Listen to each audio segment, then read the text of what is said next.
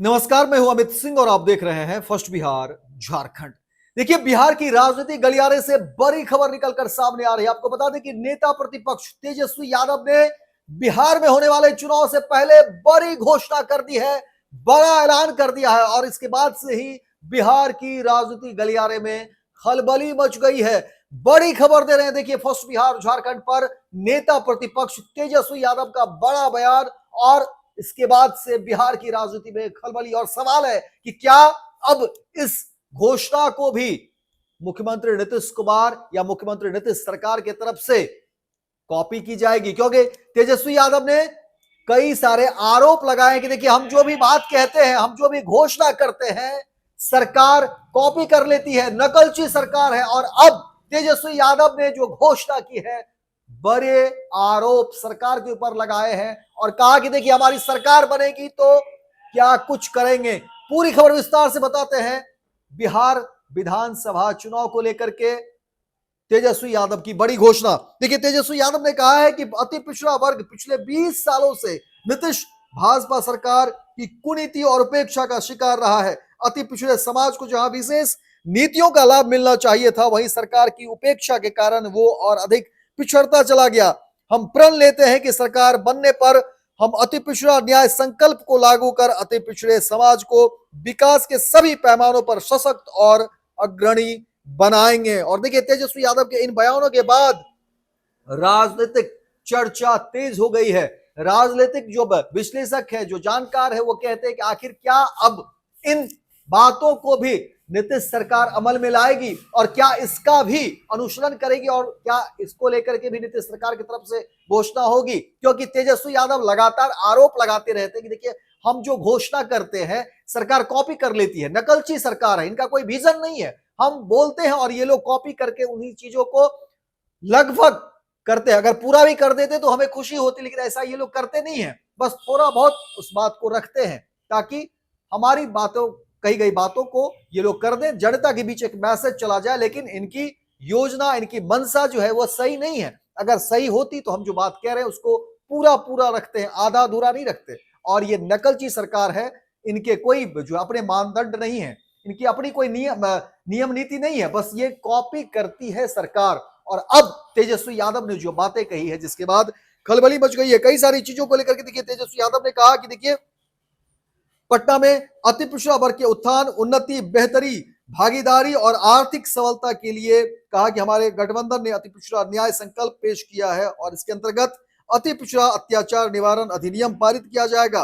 अति पिछड़ा वर्ग के लिए पंचायत नगर निकाय में वर्तमान 20% आरक्षण को बढ़ाकर 30% किया जाएगा। साथ ही तेजस्वी यादव ने कहा कि आबादी के अनुपात में आरक्षण की 50% की सीमा को बढ़ाने के लिए विधानमंडल पारित कानून को संविधान में 9वीं अनुसूची में डालने के लिए केंद्र सरकार को भेजा जाएगा। साथ ही नियुक्तियों की चयन प्रक्रिया में नॉट फाउंड सुटेबल एनएफएस जैसे अवधारणा को अवैध घोषित किया जाएगा। साथ ही अति पिछड़ा वर्ग की सूची में अल्प या अति समावेश से संबंधित सभी मामलों को एक कमेटी बनाकर निष्पादित किया जाएगा। इसके अलावा तेजस्वी यादव ने कहा कि देखिए, अति पिछड़ा, अनुसूचित जाति, जनजाति तथा पिछड़ा वर्ग के सभी आवासीय भूमिहीनों को शहरी और ग्रामीण क्षेत्रों में श्रेणीकृत 3 तथा 5 डिसमिल आवासीय भूमि उपलब्ध कराई जाएगी। इसके अलावा देखिए, कहा है कि यूपीए सरकार द्वारा पारित शिक्षा अधिकार अधिनियम 2010 के तहत निजी विद्यालयों में नामांकन हेतु आरक्षित सीटों का आधा हिस्सा अति पिछड़ा, अति पिछड़ी जाति, अनुसूचित जाति और जनजाति के बच्चों के लिए किया जाएगा। 25 करोड़ रुपए तक के सरकारी ठेके आपूर्ति कार्य में अति पिछड़ा, अनुसूचित जाति, जनजाति और पिछड़ी जाति के लिए 50% आरक्षण देने का प्रावधान किया है। संविधान की धारा 15(5) के तहत राज्य के सभी निजी शिक्षण संस्थानों में नामांकन में आरक्षण लागू किया जाएगा और सभी प्रकार के आरक्षण की देखरेख के लिए उचित अधिकार प्राप्त आरक्षण नियामक प्राधिकार की स्थापना की जाएगी। विधानमंडल की अनुमति के बिना आरक्षण के लिए जारी जातियों की सूची में परिवर्तन नहीं किया जाएगा। तो चुनाव से पहले तेजस्वी यादव का बड़ा मास्टर स्ट्रोक है और कहा जा रहा है कि देखिए, अब सरकार क्या इसे भी कॉपी करेगी। ये बड़ा सवाल है। बिहार की राजनीतिक गलियारों में लगातार चर्चा हो रही कि क्या तेजस्वी यादव ने जो अब ये मास्टर कार्ड चला है, क्या इसका भी अनुसरण करेगी या इस तरह की बातें भी अब नीतीश सरकार जो है करेगी। क्योंकि तेजस्वी यादव ने आरोप भी लगाए हैं कि हम देखिए, हमारी सोच जो है वो बिहार के लिए है, हमारा जो विजन है वो बेहतर बिहार के लिए है, विकसित बिहार के लिए है। लेकिन नीतीश सरकार के लोग, नीतीश सरकार में बैठे जो अफसर हैं, जो लोग हैं, जो अधिकारी हैं, वो हमारा नकल करते हैं, हमारी नकल करते हैं। और मुख्यमंत्री नीतीश कुमार को लेकर के वो सीधे सीधे कहते हैं कि वो अस्वस्थ हैं, उनके पीछे कई लोग हैं, कई अधिकारी हैं, बीजेपी के कई नेता हैं जो पर्दे के पीछे बड़ा खेल कर रहे हैं, मोटी कमाई कर रहे हैं, भ्रष्टाचार कर रहे हैं। तो हमारी पूरी नजर इन तमाम खबरों पर रहेगी और देखते हैं क्या कुछ चीजें निकलकर सामने आती है। लेकिन तेजस्वी के इस बयान के बाद, इस ऐलान के बाद बिहार की राजनीति में खलबली मची हुई। हम लोगों का एकमात्र लक्ष्य है, हमारी जो लड़ाई है संविधान बचाने की है, लोकतंत्र बचाने की है। खास तौर पे अब जरूरत है सामाजिक न्याय के साथ साथ लोगों के साथ आर्थिक न्याय हम लोग करें। चाहे पिछड़ी जाति हो, अति पिछड़ी जाति हो, दलित हो, आदिवासी हो, अल्पसंख्यक भाई, उन लोगों को मुख्य धारा में लाने की ये लड़ाई है। कितने अति पिछड़ा समाज के लोग जो है पॉलिसी मेकिंग में है, कितने दलित समाज के लोग जो है डिसीजन मेकिंग में है, या जो भी एनडीए में जितने मंत्री हैं वो समाज के सबसे बड़े दुश्मनों केवल अपने लाभ के लिए काम कर रहे हैं, व्यक्तिगत रूप के लिए कर रहे हैं, समाज के लिए नहीं कर रहे हैं। नीतीश जी का जो भूजा पार्टी होता है जिसमें वो डिसीजन लेते हैं कोई चीज की, कितना पिछड़ा अति पिछड़ा दलित बैठा रहता है, कितना अल्पसंख्यक बैठा रहता है। कौन लोग हैं वो जो बैठे रहते हैं? वही आरक्षण विरोधी। ये आरक्षण विरोधी नहीं, हम तो कहते हैं ये लोग आरक्षण चोर है। भाजपा ये आरक्षण चोर है, चोरी कर रही है आरक्षण।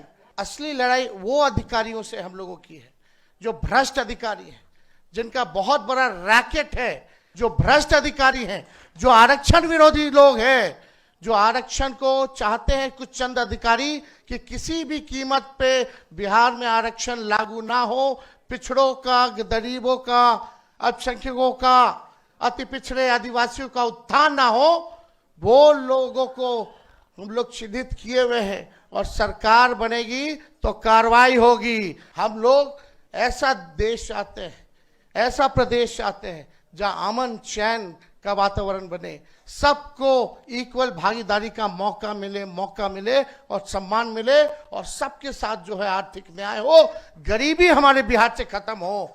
ये हम लोग जो है चाहते हैं, एक सुनहरा बिहार हम लोग बनाने का काम करना चाहते हैं। हम लोगों ने आज तक अपने विचारधारा से समझौता नहीं किया, ना आगे करेंगे। मजबूती के साथ जो है लड़ाई लड़ने का काम करेंगे। अरे हम लोग इनके गिदड़ भपकी से डरने वाले हैं। जब लालू जी नहीं डरे, इनके आका को गिरफ्तार किया आडवाणी जी को बिहार में, तो लालू जी का बेटा डरने वाला है। हम लोग लड़ाई लड़ेंगे, चाहे कितने भी हम पे, राहुल जी पे कितना केस मुकदमा हो रहा है, हम लोगों पे मुकदमा हो रहा है। क्यों?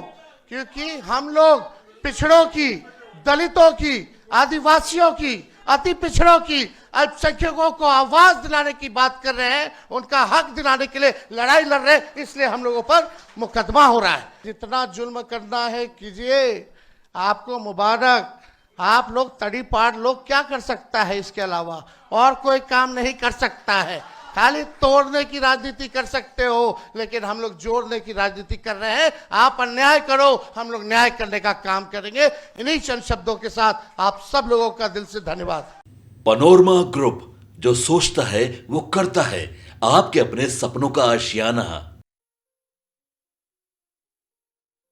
ये लो मुंह मीठा करो, आज मैंने अपना जॉब छोड़ दिया, अब हम पूर्णिया वापस जाएंगे। जॉब छोड़ दिया है? मतलब ये घर कैसे चलेगा? हम करेंगे क्या? और माँ बाबूजी क्या बोलेंगे? इसलिए मैं एक और मिठाई का डब्बा लाया। अपने बिजनेस के लिए लोन अप्रूव हो गया। अरे लोन अप्रूव हो गया वो तो ठीक है, लेकिन पूर्णिया में हम रहेंगे कहाँ? अपना घर भी तो नहीं है वहाँ। इसलिए तो एक और मिठाई का डब्बा अलग से लाया हूँ। हमने पूर्णिया में घर ले लिया है, पूर्णिया के ई होम्स पैनोरमा में। पूर्णिया में पैनोरमा ग्रुप लेकर आए हैं ई होम्स पैनोरमा। बड़ा घर, आलीशान जिंदगी और अत्याधुनिक सुविधाओं के संग। अरे अरे, अब क्यों मुंह मीठा करवा रही हो? क्योंकि हम घर वापसी जो कर रहे हैं। घर वापसी की खुशी पूर्णिया में ई होम्स पैनोरमा के संग। E Homes Panorama, luxurious lifestyle redefined.